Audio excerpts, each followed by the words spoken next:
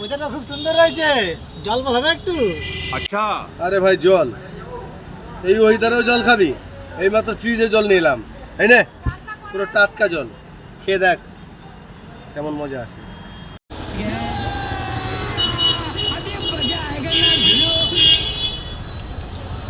জল এটা? কিছু বোঝো না কি বলছি আমি?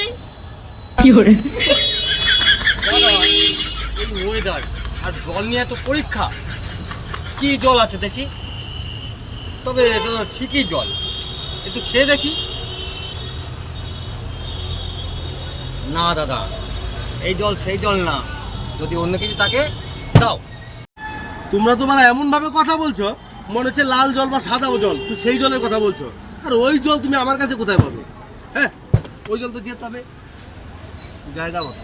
বলেন কি? কি করছো মামা তুমি?